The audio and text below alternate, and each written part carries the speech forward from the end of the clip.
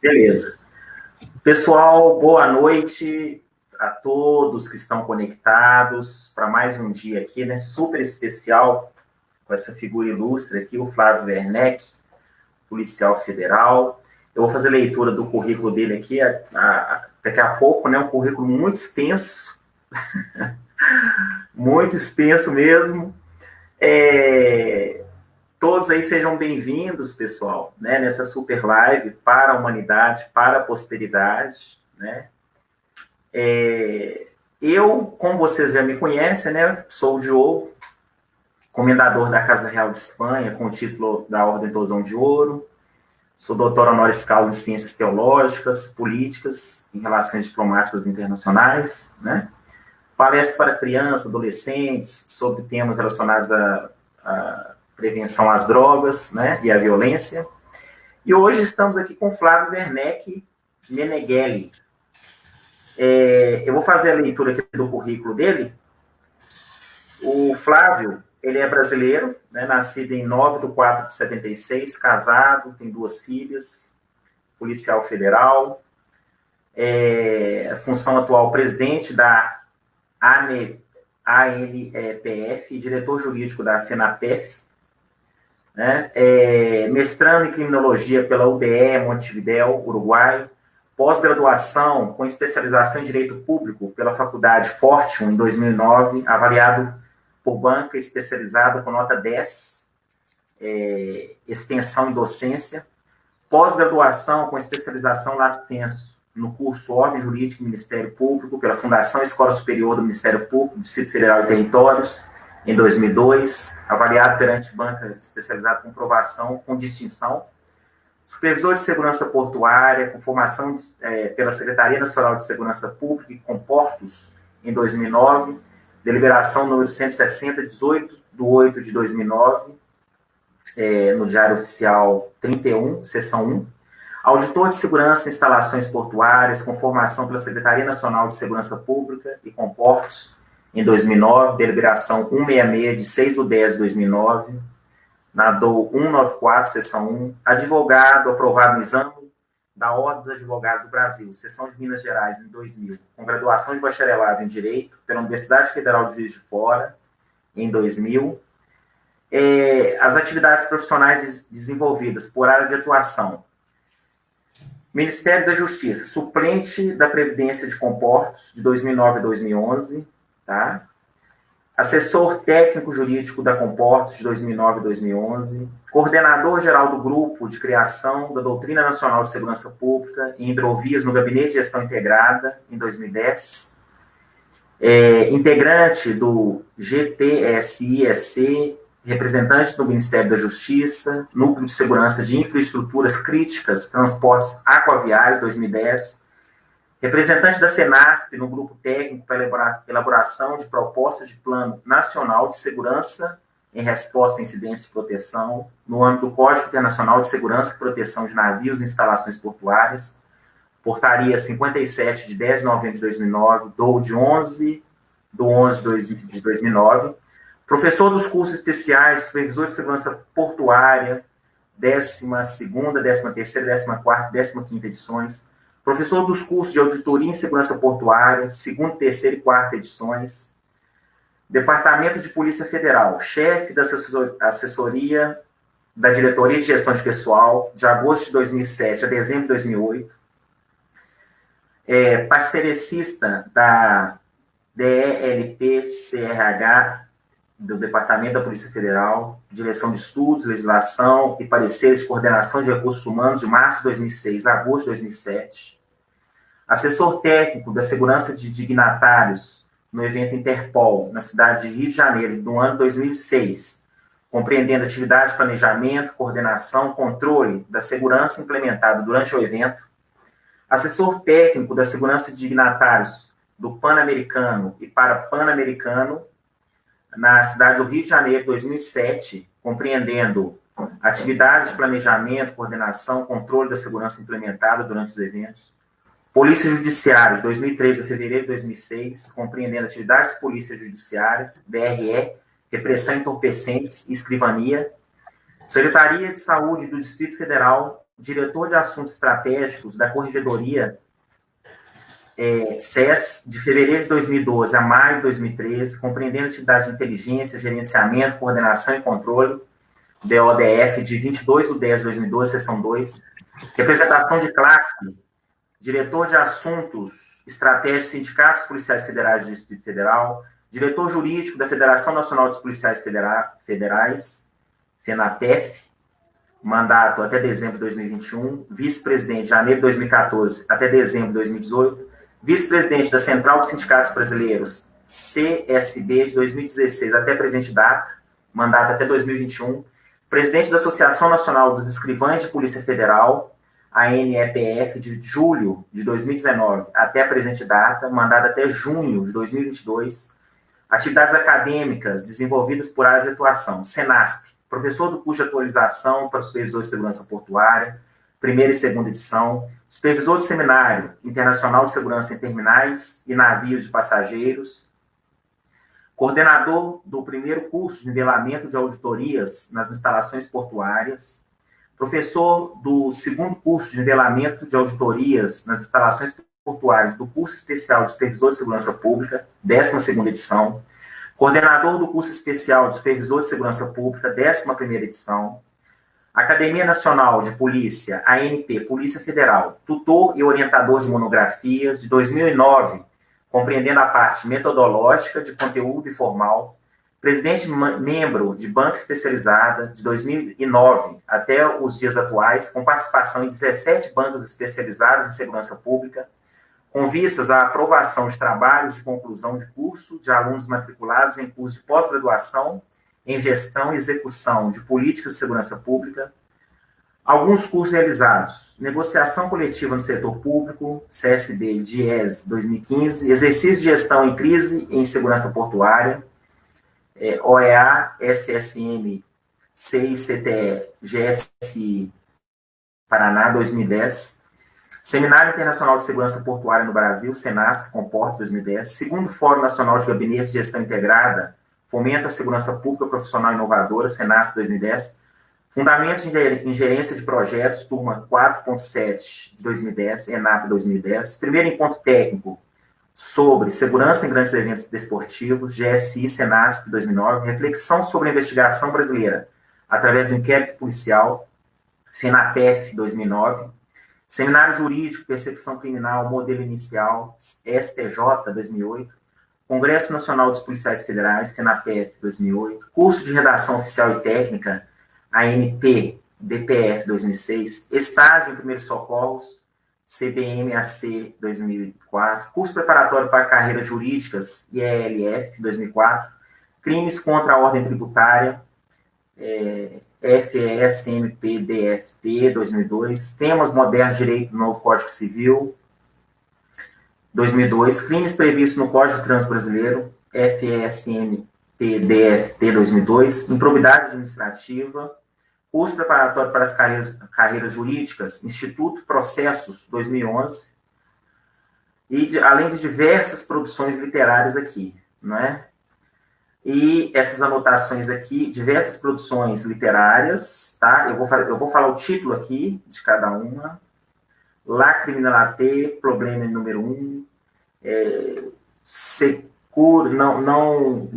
Secure ao Brasil, et des livres et prospect, meu francês. Espera-se novo paradigma de segurança pública com Sérgio Moro na Justiça, novo Código de Processo Penal, quer entregar Lava Jato, duro golpe na Lava Jato, assédio moral no serviço público, princípio da intervenção mínima, 8 razões para insatisfação, as algemas e a falta de sintonia do Supremo, a hierarquia na Polícia Federal. Outras anotações. Ordem do Mérito Imperador Dom Pedro II, 2018, mais alta distinção do Corpo de Bombeiros Militar do Distrito Federal. Ordem do Mérito Alferes Joaquim José da Silva Xavier, grau Cavaleiro, 2016, mais alta distinção da Polícia Militar do Distrito Federal. Condecoração dos Nobres Cavaleiros dos Dragões da Independência, grau Comendador, 2016, portaria número 001/2016, Nordim. coordenador do Congresso Nacional de Policiais Federais, Eixo Segurança Pública, em 2015, compreendendo a organização, estruturação, a parte metodológica de conteúdo informal, palestrante para escolas secundaristas da rede pública, projeto Sindipol, do Distrito Federal, professor de legislação extravagante, Faculdade de Processos, conselheiro jurídico, membro do Conselho Jurídico da FENAPEF, Federação Nacional dos Policiais Federais, de 2010 a 2013, atribuições precípuas, coordenação e assessoramento dos núcleos jurídicos, a saber, administrativo, procedimentos administrativos disciplinares e acompanhamento da política de corregedoria do Departamento de Polícia Federal e contencioso, ações judiciais afetas à vida funcional dos sindicalizados. E eu ainda dei uma resumida aqui, hein? Acho que eu ia ler aqui mais uns 40 minutos, no mínimo, de currículo. Resumo do resumo é policial federal, né, Diogo? Eu sou policial federal desde 2003, né? Tomei posse em 2003, no Acre, em Rio Branco. Fiquei de 2003 a 2006 trabalhando em Rio Branco, no Acre, e depois vim removido para Brasília, e de lá para cá, de 2006 para cá, permaneci em Brasília durante esse tempo todo. Acho que é o resumo de toda essa leitura que você fez. Mas faço questão, né, pela pessoa tão gabaritada, tão especial, né, e eu já vou fazer aqui um adendo, saindo fora do script aí, né, da pauta, Flávio, para falar sobre uma pessoa. Antes eu vou aqui só dar boas-vindas aqui, Alba, sempre presente nas nossas lives. Boa noite, Diogo Henrique, Flávio Werneck, boa noite a todos. Boa noite, senhora Alba. Darlete Borbi, meu boa noite, de Cocal do Sul, Santa Catarina, sempre está presente também, tá? Acompanhando. Adriano Rincon, grande amigo também. Boa noite, amigos, importante live. Obrigado, Adriano, né? Esteja presente aí e seja bem-vindo. Eu vou fazer aqui referência à senhora, né? Por quê? Porque é uma pessoa que eu tenho certeza, gente nos assistindo, e ela, nós entramos em contato, eu conheço ela aqui virtualmente, e é uma pessoa que me disse muito bem do Flávio, né, devido à amizade que eles têm, as lutas que ela travou durante sua vida, né, de lutas de classe na área da educação, né, em luta dos direitos, né, enfim, uma pessoa que busca por dignidade, por uma pessoa aguerrida e sempre pensando no bem do próximo. E é através da senhora Márcia que eu tive a oportunidade, a honra de estar aqui com o Flávio, né? Então, toda a responsável por isso que está acontecendo aqui, nesse momento, óbvio, né? Eu acredito num Deus lá do alto que está aqui nos conduzindo e nos orientando e vai nos dar sabedoria para executar bem essa transmissão aqui para todos vocês que estão nos assistindo. Mas a senhora Márcia, ela tem uma importância, assim, extraordinária. Eu não vou aqui tecer palavras por tudo que eu já acompanhei do perfil, né, as ações dela, senão eu vou ficar aqui, vocês não vai encerrar essa live por hoje, né, a pessoa magnífica que ela é. Mas estou mentindo, Flávio? A pessoa a senhora Márcia, ela merece todas as reverências e todos os nossos respeitos, não é mesmo? Com certeza, uma guerreira, uma amiga, que quando eu precisei, ele estendeu a mão, e da mesma forma a gente estende a mão quando precisa, a gente tenta sempre ajudar, e ela também nos ajuda demais, uma pessoa que tem uma história de vida maravilhosa, o pai dela foi da Policial Federal, né, e ela tem esse vínculo muito próximo com a categoria Policial Federal. Ótimo. Flávio, então já vamos partir para nosso bate-papo de hoje, tá? Cuja temática proposta aí é essa. Nós vamos falar sobre a estrutura de segurança pública, né? Óbvio que a gente não vai conseguir esgotar isso aqui. Nós vamos falar sobre estrutura de segurança pública e sobre as organizações criminosas no Brasil. Como eu faço com todos os meus entrevistados, primeiro, eu deixo bem à vontade para estar dizendo sobre si um pouquinho, né? Da onde que é natural, falar um pouquinho de sua infância, de sua adolescência. Conte aí para o pessoal, e se apresente mais aí para o pessoal que está nos assistindo. Bom, você já fez uma apresentação bem completa, né, Diogo, Isso. do meu currículo, da minha vida. Então, assim, o que eu acho que tem para complementar é que eu passei minha infância e juventude aí em Minas Gerais também, sou mineiro, de Juiz de Fora, e vim para Brasília após formar pela Federal de Juiz de Fora em Direito, né? Fiz OAB aí em Minas Gerais e em 2001 vim para Brasília. Ato contínuo, prestei o concurso de 2001 para a Polícia Federal, fui aprovado e tomei posse em 2003, né? Acho que mais do que isso, só a parte mesmo esportiva, sempre fiz esportes, né? Sempre gostei muito, era nadador, federado, fui da Federação Aquática Mineira aí durante muito tempo, competia, ia muito para Uberlândia, para Belo Horizonte principalmente para competir. Alguns campeonatos brasileiros participei, sul-americanos também, mas acho que é isso.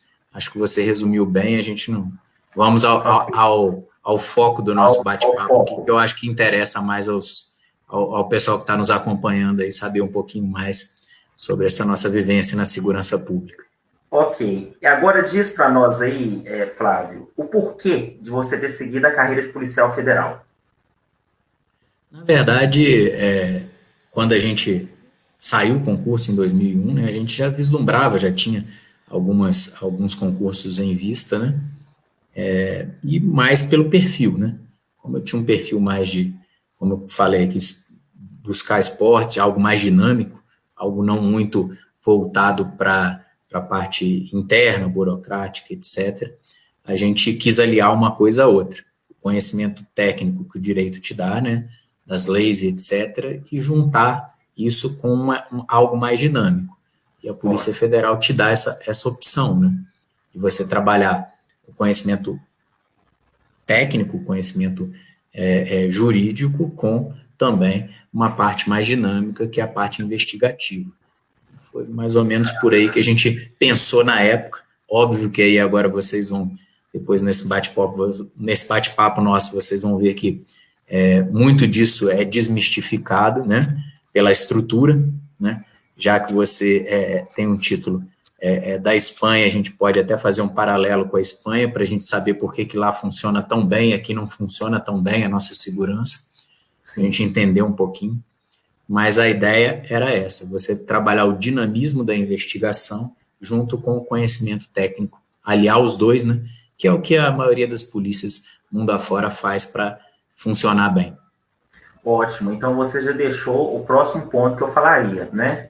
Os jovens que estão aí conectados aí, essas são as palavras do Flávio, né? Se você tem esse interesse, né, pela carreira jurídica, pelo direito, né, e quer alinhar esse conhecimento técnico do direito, né, com essa área mais dinâmica, mais investigativa, de segurança pública, né, e a Polícia Federal, de uma forma até mais ampla, né, que é algo mais nacional e internacional, né, aí está aí, né, aberto os concursos, aí você tem que ter um nível, né, superior de formação e estar atento aí, antenado, vocês jovens, vocês têm potencial para isso, do que seguir as outras estradas aí que não trazem qualquer futuro bom para vocês, tá?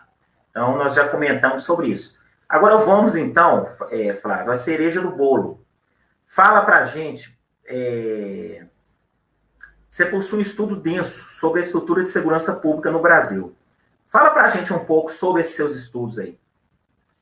Na verdade, a gente, quando ingressou na polícia, como eu falei, a gente tinha uma ideia de se dedicar à área investigativa e etc.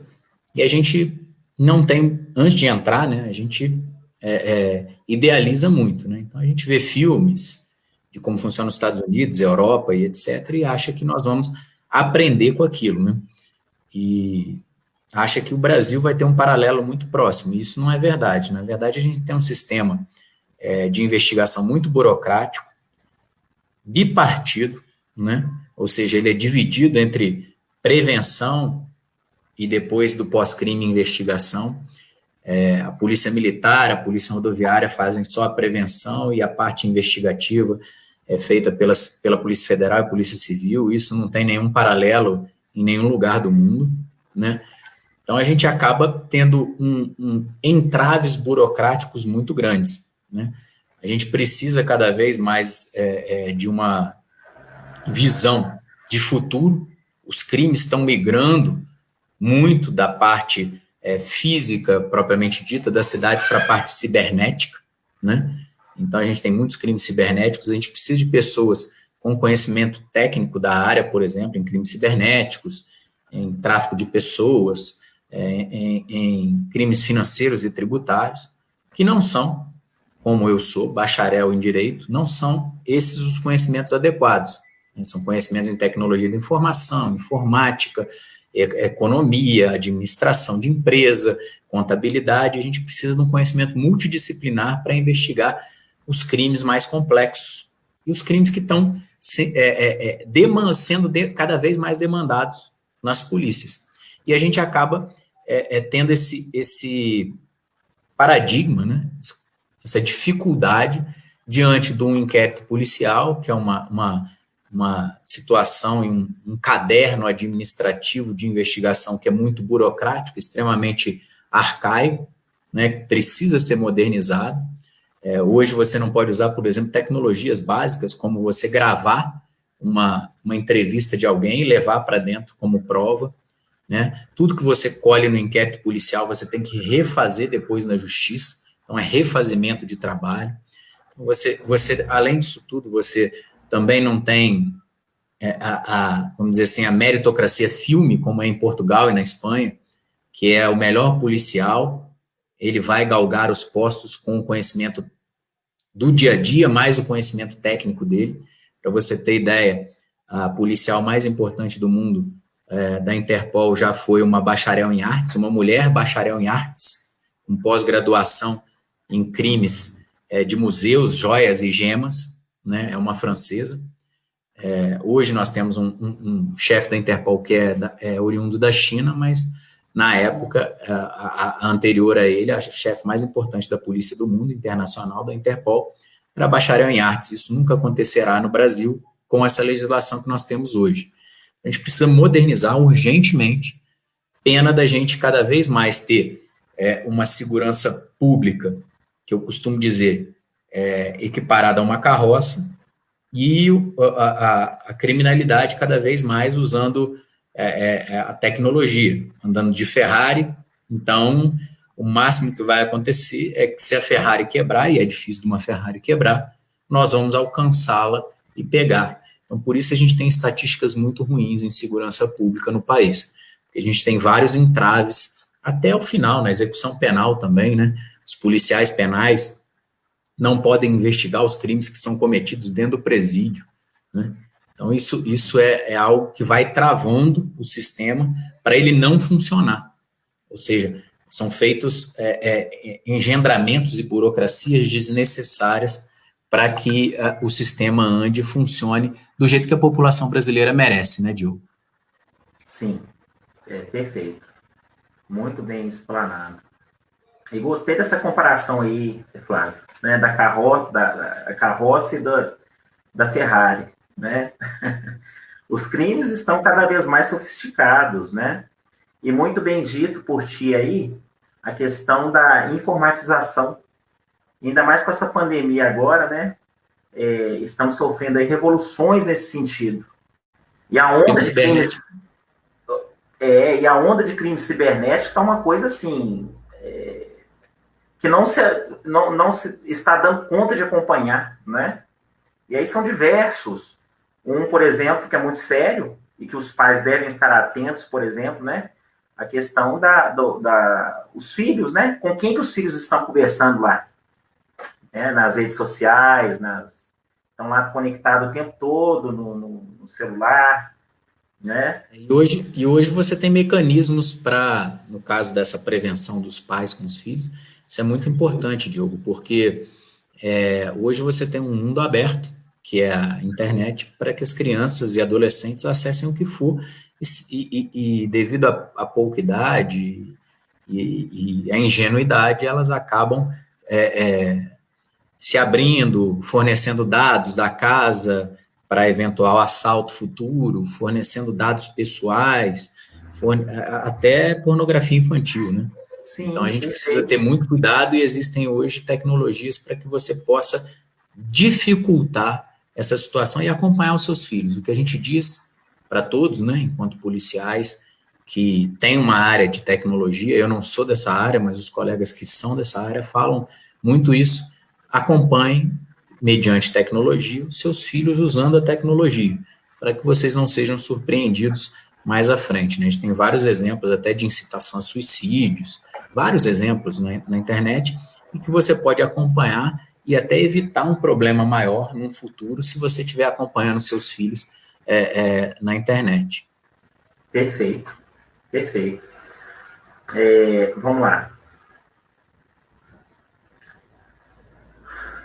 Dentro de sua carreira profissional, Flávio, qual foi um momento que, assim, foi bem marcante? Conta pra gente. Dentro do que você leu aí do currículo, eu lembrei de dois momentos que são marcantes. Um é a posse, né? Você Ah, toma sim. posse como policial.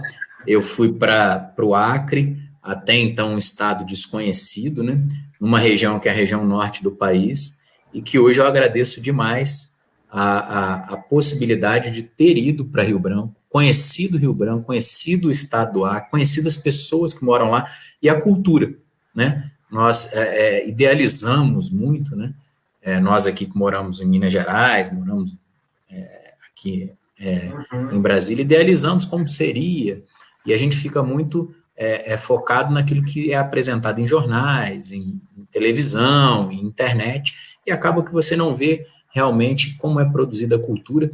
Eu costumo dizer que o Acre, junto com o Rio Grande do Sul, são os dois estados mais aguerridos, que têm a população mais aguerrida do país, né? População que batalhou. O Acre ele tem uma história muito bonita, ele batalhou para ficar com o Brasil, né? Teve uma guerra, uma briga com a Bolívia, porque eles queriam ser brasileiros e continuar sendo brasileiros, né? Então, é uma população aguerrida, uma população que tem uma história muito bonita. E a gente só conhece porque teve essa possibilidade de tomar posse, e dentro dessa situação toda, eu tive essa possibilidade de tomar posse lá em Rio Branco. O segundo que eu gosto de destacar é a minha passagem pela Comportes, pela Comissão Nacional de Segurança nos Portos, né? Que é algo que é muito ainda desconhecido de grande parcela da sociedade brasileira, mas que é muito importante, que é a segurança portuária. Né? 96% quase do comércio exterior brasileiro é feito por portos, não por aeroportos nem por estradas, mas sim pela área portuária. Então a gente faz uma importação e exportação absurda, muito grande pela área portuária brasileira.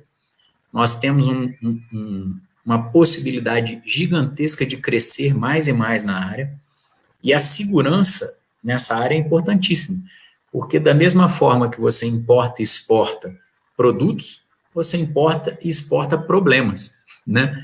Então, tráfico de drogas, tráfico de armas, tráfico de pessoas, imigração ilegal. Você tem uma gama de crimes, crimes fiscais, crimes tributários, né? Então, você tem uma gama de crimes que são cometidos na área marítima, e que a Comissão Nacional de Segurança nos Portos me proporcionou um conhecimento, né? Que é um conhecimento que eu acredito assim, inestimável nesse ponto, dentro da carreira policial federal, que foi esse conhecimento técnico da área, que é um conhecimento que pouca a população brasileira, a grande maioria da população não tem, e que deveria ter esse conhecimento e incentivar cada vez mais não só a fiscalização, né, não só a polícia, etc., mas incentivar cada vez mais que o comércio exterior seja feito, que é mais barato, seja feito via portuária, que cada vez mais a gente tenha a ciência de que nós temos quase 8 mil quilômetros de costa, Então, que nós temos uma vocação para trabalhar dessa forma, a gente poderia evoluir muito, inclusive em transporte aquaviário, marítimo, de pessoas, interno. Então, a gente tem muito a crescer, né? Mas para que a gente crescer na área, a gente precisa de conhecimento e investimento. E eu estava vendo, ótimo, Flávio, eu estava vendo outro dia, em alguma emissora, eu não estou me recordando muito bem, eu achei muito interessante o trabalho conjunto da Polícia Federal com a Receita Federal, né? Eu achei muito interessante. E aí... A gente tem uma parceria com vários órgãos, né? E dentro da área de marítima, né? De navegação e etc., a parceria com a Receita e com a ANTAQ, né? Que é a Agência Nacional de Transportes Aquaviários, ela é muito, muito estreita. Entendi. Tem uma outra pessoa que é muito especial conectado, Dionísio Rosa da Rocha. Boa noite, amigo. Agora, dia 13, na quinta-feira, nós vamos estar conectados, né? Em que vamos falar sobre a comunidade terapêutica Amar. É uma cidade que eu estive, aqui mais para o norte de Minas, Flávio. Eu trabalhei lá em Itamandiba, e lá é um lugar maravilhoso. Ele, de interno, hoje é um exemplo para todos, é coordenador geral dessa comunidade, que é uma bênção, viu, na vida de muitos, e de muitas famílias. Então, na quinta-feira, eu estou com essa pessoa especial, aí, um guerreiro e um vitorioso, né, um exemplo de inspiração para muitos. Então, vamos dar continuidade. Agora, Flávio, vamos entrar na questão das facções criminosas, né, nas organizações criminosas. Diga para a gente aí, né, para o pessoal que está nos ouvindo, está nos vendo, como essas organizações elas se estruturam, qual foi a origem dessas organizações aqui no Brasil e como que elas têm interferência, né, na vida social das pessoas que estão ali, como nas outras pessoas de modo geral. Bom, vamos lá. Primeiro, Diogo, eu acho que nós temos aí alguns apontamentos históricos, né, que nos dizem que o início das organizações criminosas no Brasil se deu ainda na época do regime de exceção militar, né, quando houve a mistura de presos políticos com traficantes de drogas, principalmente ali em Ilha Grande, etc., onde o conhecimento dos presos políticos, junto com a estrutura do tráfico de drogas, acabou que eles conversavam e foram sendo passadas as experiências. Então, aí dizem os livros, né, os conhecedores e o histórico, que foi ali que começou a se nascer a Falange Vermelha, e por aí vai, que é o início aí das organizações criminosas no Brasil. Hoje, elas têm uma estrutura que é muito parecida com a estrutura empresarial, né? Para você ter ideia do que eu estou falando, hoje a segunda maior arrecadação, né, de uma dessas organizações criminosas, a que a gente teve acesso ao livro de contabilidade deles, e é verdade, é um livro de contabilidade, um livro contábil, é a arrecadação da associativa, que eles chamam de cebola, né, que quem está preso paga um valor menor, em torno de R$70, e quem está solto paga um valor maior, em torno de R$500, R$600 por mês, como se fosse uma mensalidade, para fazer parte dessa determinada organização criminosa. Então, eles têm como primeiro ponto o tráfico e o contrabando, que é o que lucra mais, e o segundo ponto de arrecadação deles seria essa associação, né? E a gente acaba sendo fomentador indireto dessa associação quando a gente prende pequenos traficantes de droga, aviões, ditos aviões e etc., olheiros, e coloca eles dentro dos presídios, né, junto com aqueles outros, sem nenhuma separação, sem nenhuma análise de periculosidade, e essas pessoas são obrigadas a aderir a uma ou outra organização criminosa em troco de proteção, em troco de dinheiro para a família, em troco de vários outros benefícios que acabam filiando ele a essas organizações criminosas. Então, a própria estrutura arcaica nossa de segurança pública contribui para que eles cresçam nessa segunda arrecadação deles e angariem cada vez mais soldados dessas organizações criminosas.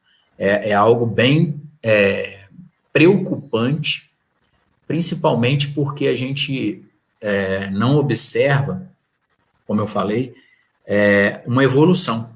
Então, por exemplo, na área de execução penal, os policiais penais deveriam ter por atribuição investigar e fazer inteligência daquilo que está acontecendo. A inteligência, ela se dá por um banco de dados, basicamente, e você ter a obrigação daquela pessoa alimentar aquele banco de dados de informações diárias, filmagens e etc., quem visitou, quem deixou de visitar, quem são as pessoas, fazer uma análise de inteligência e aquilo está filtrado ali para, quando necessário, você ter acesso e saber como você começar uma investigação e como você realmente chegar ao fim da investigação com uma punição. Então, esse é um dos exemplos que eu posso te dar de como eles estão muito bem organizados. Eles têm uma organização, repiso, empresarial. Entendi. Muito bem organizados, muito bem planejados, né? Tudo muito bem concatenado. E como, Flávio, que elas têm influência, então, você já deu aí mais ou menos o panorama, mas como que essas organizações, elas têm influenciado no tráfico de drogas e violência no Brasil? Bom, primeiro ponto, que é o tráfico de drogas, a gente tem isso muito claro, né? Hoje as organizações criminosas brasileiras, elas estão, inclusive, se infiltrando em outros países vizinhos, que são os países produtores. Então, eles têm as rotas internacionais de droga, que são motivo até de disputa entre elas. São basicamente 4 rotas internacionais grandes, né, de tráfico de drogas, a do norte, a do nordeste e 2 no sudeste, são as maiores, né, e também eles acabam tentando infiltrar esses soldados deles, principalmente aqueles que não têm nenhum, vamos dizer assim, ponto negativo, alguma pecha ou alguma passagem criminal, para que eles possam ir para esses outros países e dominar a produção. Hoje, eles são os donos das rotas, mas eles não detêm a produção da droga, né? Mas eles estão se infiltrando porque o projeto deles é, sim, ter também a produção da droga. E aí eles vão ter, do início ao fim, a cadeia produtiva, desde a plantação, desde o início até o final, que é entrega nos países europeus, asiáticos e Estados Unidos e Canadá. E isso acaba influenciando diretamente na criminalidade, porque a rota dessa droga, ela é uma rota internacional. A droga de menor qualidade, ela fica no Brasil. O Brasil já é o segundo ou terceiro maior consumidor de droga, de cocaína do mundo. O Brasil já está nessa posição. Algumas pesquisas falam que é o segundo, outras falam que é o terceiro. De qualquer forma, um consumo altíssimo. Ou seja, a droga de menor qualidade, essas organizações criminosas acabam por vender aqui. E aí vem a disputa por áreas e disputa por pontos, né, que acaba fomentando também o aumento da criminalidade no país. Aliado a isso, eles têm um novo investimento, já que a gente está falando que eles são organizados como empresa, que é o contrabando de cigarros, que hoje é tão lucrativo quanto, é uma droga lícita, mas é uma droga, né?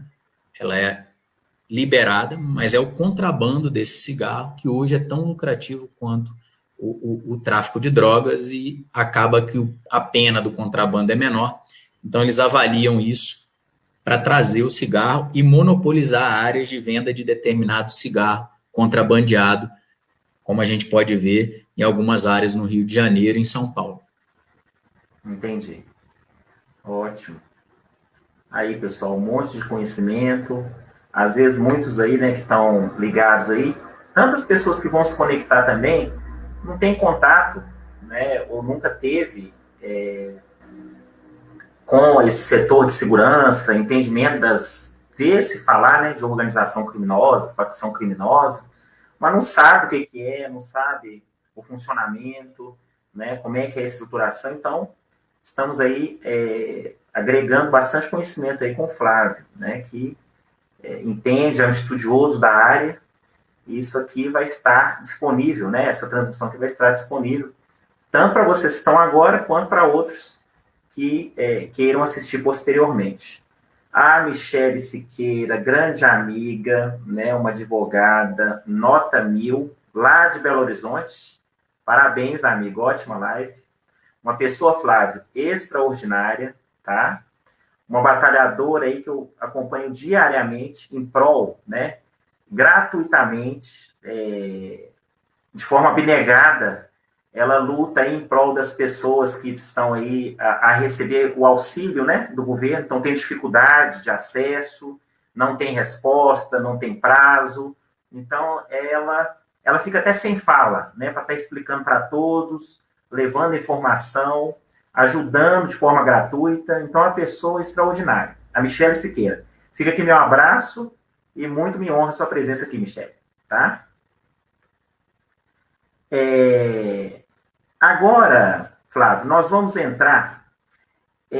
Eu quero que você explique cada um desses pontos que eu achei muito interessante do seu artigo, né, que eu estava visualizando, do site, né? O Flávio Werneck, pessoal, ele tem um site. Inclusive, Flávio, antes de eu entrar aqui nesses comentários, diz para o pessoal aí, né? Você tem as páginas, você tem site, como é que o pessoal pode saber dos seus trabalhos mais a fundo, o pessoal que aí está curioso, né? Às vezes, onde que eu posso encontrar ali algum artigo dele, alguma obra? Então, você tem página no Face, você tem um site, quais são os seus canais? Nós temos o Facebook, né? Flávio Werneck Oficial, né? No Face, temos o Instagram também, né? Eu tenho o Twitter, mas é mais particular do que propriamente institucional, mas nós temos o Twitter também, Flávio Werneck, @Flávio Werneck, e temos a página da internet, né?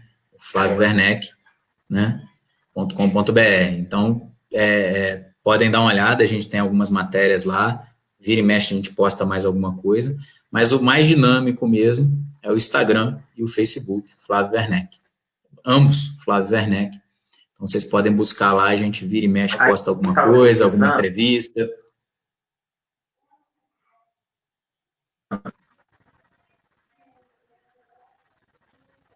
Ótimo. Ok. Aí eu estava pesquisando lá e achei super interessante, né? Que foi assim, foi conjuntamente ao que nós íamos trabalhar hoje nessa nossa live aqui, que é um artigo que ele publicou em 20 de setembro de 2018 no site flaviowerneck.com.br, em que o título é Entenda o funcionalismo das facções criminosas e como podemos derrotá-las. E aí, dentro desse artigo, nós temos ali os subtópicos, né? Em que é muito interessante a análise, a percepção. E aí você já disse para a gente, Flávio, a respeito das facções criminosas, elas terem uma estrutura como se fosse uma empresa. Só que agora, por que também você considera lá nesse artigo que elas podem ser consideradas como uma irmandade e como uma igreja? É porque, na verdade, você tem uma estrutura ideológica por trás disso tudo, né? Eles são piramidais, a grande maioria deles é piramidal, ou seja, o topo da pirâmide, ele vai se locupletar, vai ter mais dinheiro, vai ter casas em locais de poder aquisitivo altíssimo, veículos, etc. E a parte de baixo, ela é doutrinada a cumprir, essa é a palavra certa, cumprir ordens do topo da pirâmide.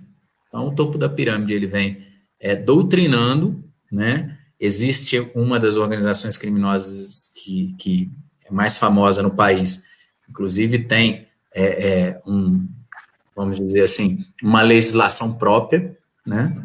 Que tem que ser cumprida por escrito, inclusive. Então, você doutrina aquela pessoa. E as penas são penas de... Quando você vai abandonar, se você quiser abandonar essa doutrina, são penas de banimento, de você perda de bens e de perda da vida, né? Então, as pessoas, elas ficam ali 100% doutrinadas a seguir aquela determinada organização criminosa para que mantenham o mínimo de estrutura, o pagamento tem que estar em dia, né, da sua associação, né, a famosa cebola, né, tem que estar em dia, porque senão você também é punido, né. Então, as pessoas que não conseguem pagar a mensalidade acabam cometendo crimes, roubo, furto, tráfico, etc., para pagar a mensalidade, né, para que a sua família e ele não sejam agredidos ou punidos.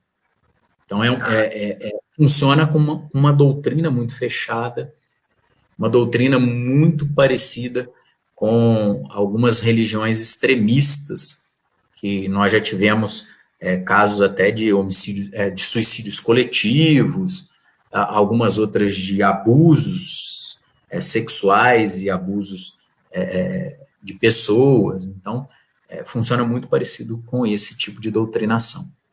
Entendi. Uma outra coisa também que eu acho um estudo interessante é como os jovens nesses locais, eles têm a visão assim, que os grandes traficantes ali, né, eles são como heróis para eles querem ser parecidos com eles, né? E outro ponto também interessante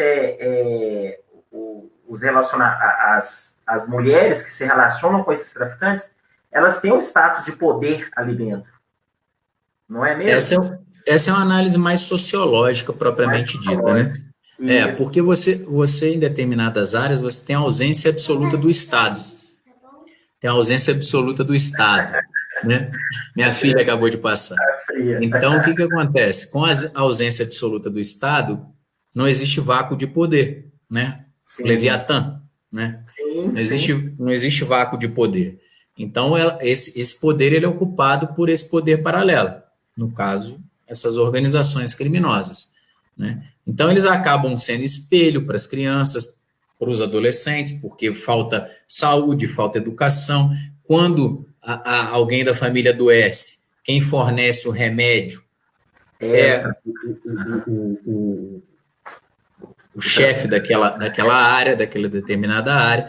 Então, ele substitui o Estado, né? Então, a análise de ocupação de espaço. Por que as polícias pacificadoras no Rio de Janeiro acabaram não dando certo? Porque você só entrou com um aparato de repressão.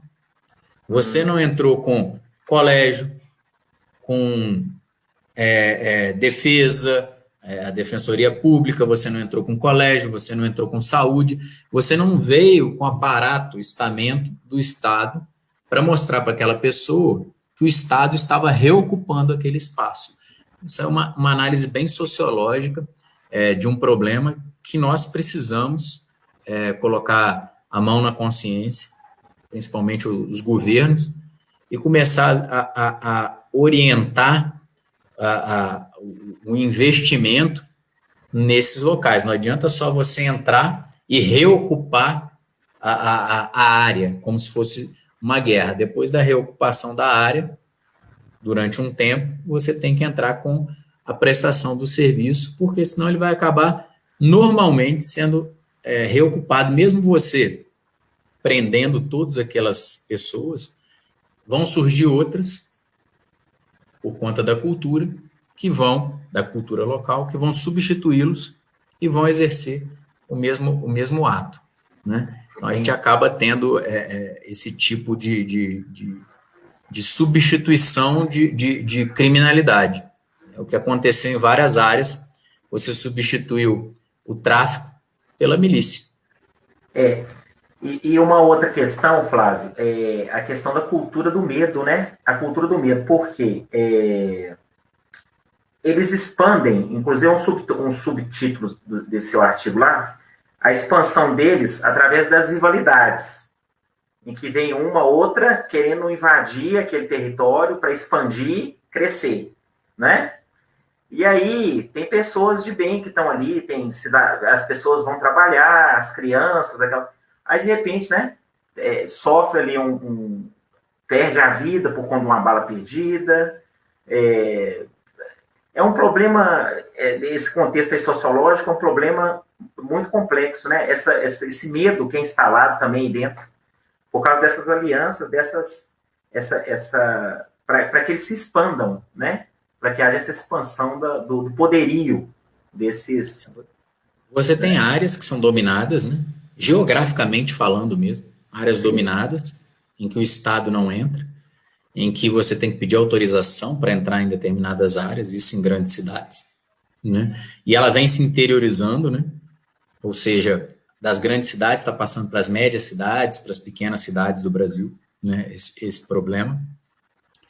E essa cultura do medo é uma cultura imposta mesmo.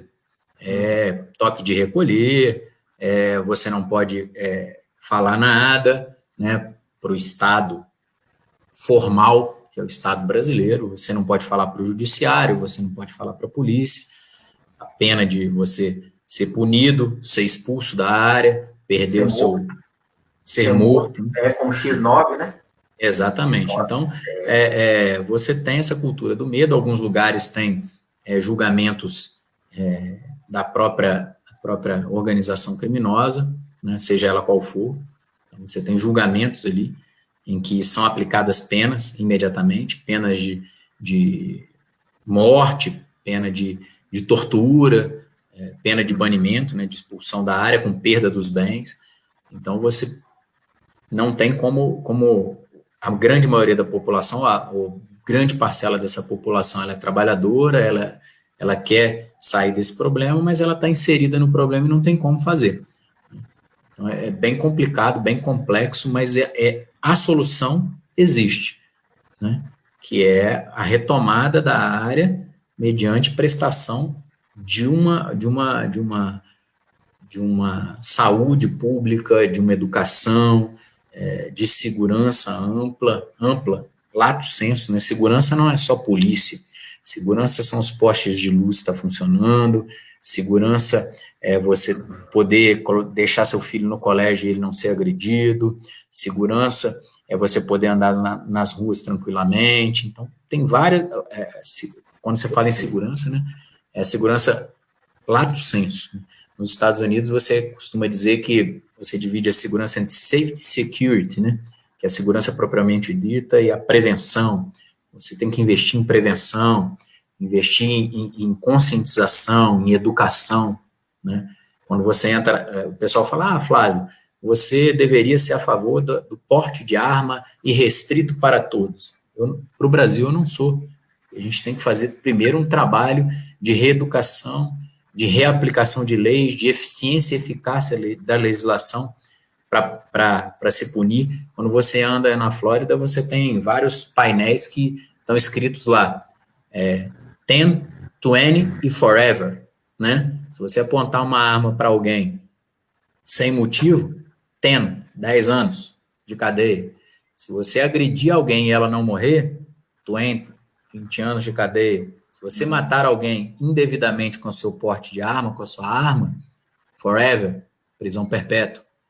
Existe toda uma doutrinação, existe uma educação, né, por trás disso tudo, e a pessoa vai pensar 2, 3 vezes antes de usar a arma, ou de beber, ir para um bar, beber armado e fazer uma besteira, que é diferente do Brasil, né? Ele sabe que vai ser aplicada aquela pena.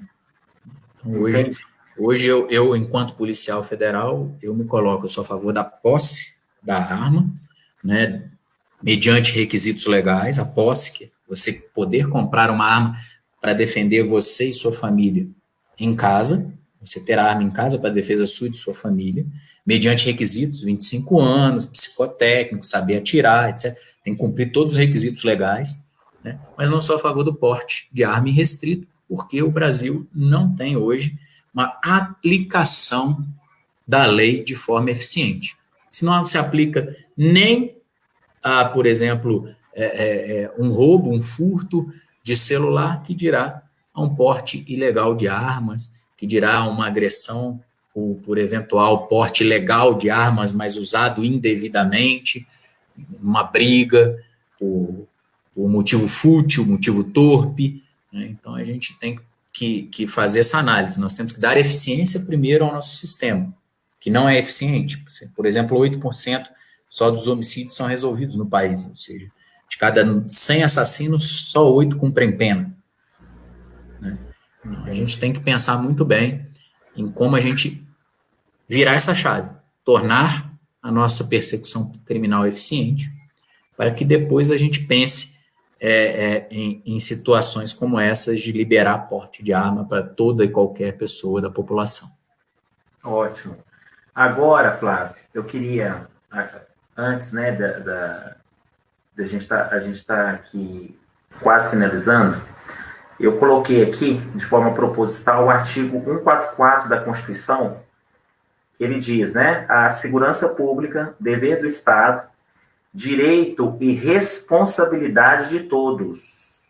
Direito e responsabilidade de todos. É exercida para a preservação da ordem pública e da economidade das pessoas e do patrimônio, através dos seguintes órgãos. Aí é elencado lá, né? Polícia Federal, Polícia Rodoviária Federal, as polícias militares, Polícia Civil. Diz pra gente, Flávio, essa questão. Por que é um direito e responsabilidade de todos a questão da segurança pública? Bom, porque é um direito do cidadão que o Estado lhe forneça segurança. O monopólio, a gente costuma dizer, né, voltando lá para a sociologia, o monopólio da violência deveria ser do Estado, ou seja, só o Estado brasileiro, o Estado como um ente público, ele deveria ter o direito à violência, o monopólio da violência como segurança pública, né, de conter, de prender alguém, tirar a liberdade de alguém, etc. E não é isso que vem acontecendo, como a gente já falou aqui na live. Então, o direito de todo e qualquer cidadão é que o Estado lhe dê segurança. E também é uma obrigação de todo cidadão. Ou seja, o cidadão ele abre mão de parcela de, entre aspas, liberdade dele para o Estado, né, para que ele possa viver em sociedade. Então, o que eu quero dizer com isso? Que a gente abriu mão, por exemplo, de sair e agredir outras pessoas, vingança privada, né, como a gente vê muito hoje também, né, a pessoa fazer a vingança com as próprias mãos, que é a autotutela, né, tecnicamente falando é autotutela, mas você vê um ladrão, vai lá e espanca o ladrão até ele morrer, ou então você vê em determinados locais pessoas que criam grupos para espancar mendigos, para bater em pessoas em situação de vulnerabilidade que estejam na rua, que estejam atrapalhando o comércio e etc. Então, isso tudo chama-se autotutela, ou seja, a pessoa ela não pode fazer porque ela abriu mão disso para viver em sociedade. Quem deveria tomar as providências necessárias deveria ser o Estado. E aí a gente volta, como o Estado não está ocupando esse espaço, pessoas se sentem no direito de ocupar esse espaço, montar grupos, e aí começa o grande problema, né? Eu costumo dizer que a gente tem um exemplo muito claro lá no Acre, onde eu tomei posse. O histórico lá era de que existia lá um grande número de assaltos e crimes sexuais, que não eram punidos porque não tinham estrutura muito boa. Um determinado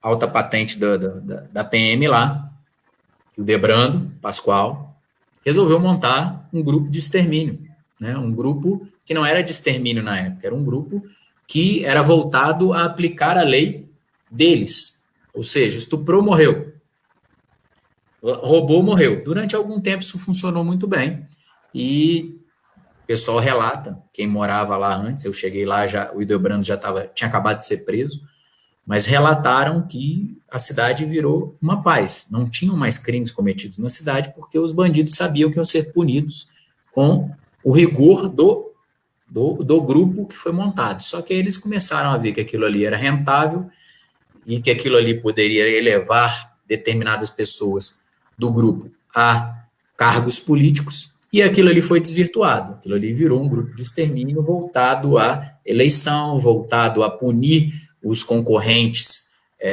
a cargos eletivos, etc., e se desvirtuou. Por isso a importância da gente ter um Estado que se apresente, que dê realmente o suporte à sociedade, porque senão acabam surgindo essas situações e podem até ter, entre aspas, uma boa intenção, mas que acabam se desvirtuando.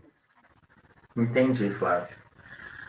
Apesar que se você já falou a respeito aí, tempos atrás, principais hobbies do Flávio?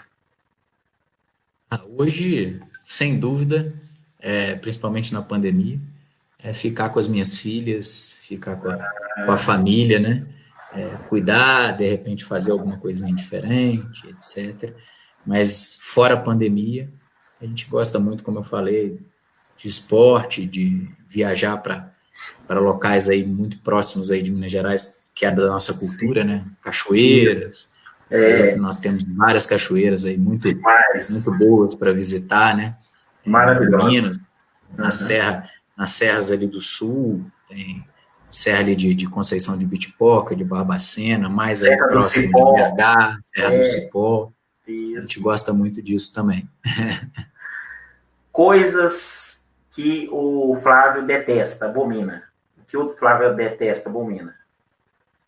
Preconceito, né, seja ele qual for, né? Eu acho que é algo que a gente abomina muito. E ultimamente a gente tem visto muito, né, isso aflorado, né, seja qual for o tipo de preconceito. E também, hoje, enquanto policial, a gente aprendeu com o dia a dia a abominar muito o perdão aos pequenos delitos, aos pequenos crimes, porque quando você não aplica nenhuma pena, não precisa ser pena de restrição de liberdade, né, de prender alguém, mas você tem que ensinar aquela pessoa, nem que seja com uma pena administrativa, com uma perda de um direito específico, com uma punição em dinheiro pecuniário. Esses pequenos crimes, eles têm que ser punidos. A partir do momento que você não pune, né, essa falta de eficiência, ela também, do sistema nosso, ele também está bem difícil e a gente aprendeu a abominar isso muito dentro da polícia. Ok, Flávio. Eu gostaria aqui de agradecer, tá, em nome de todos que estão presentes nessa live, aos que irão se conectar ainda, né, para assistir. Ela vai estar disponível aqui na minha do tempo. Eu vou disponibilizar também no meu canal do YouTube. A sua total disponibilidade, né, de forma gratuita, né,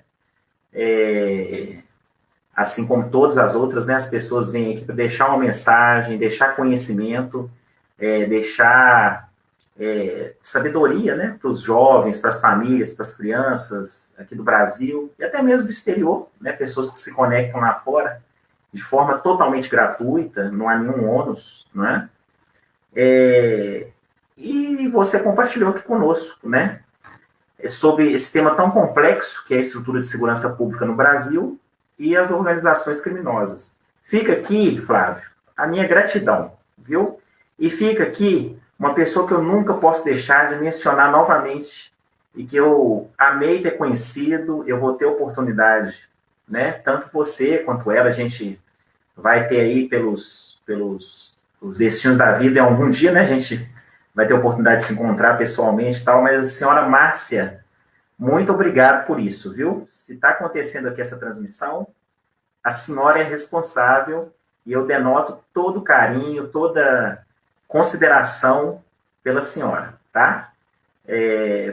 Pode dar suas palavras aí, Flávio? Agradecer o pessoal. Diogo, eu que agradeço a oportunidade de estar aqui, invadir o seu espaço para conversar um pouquinho sobre segurança pública, né?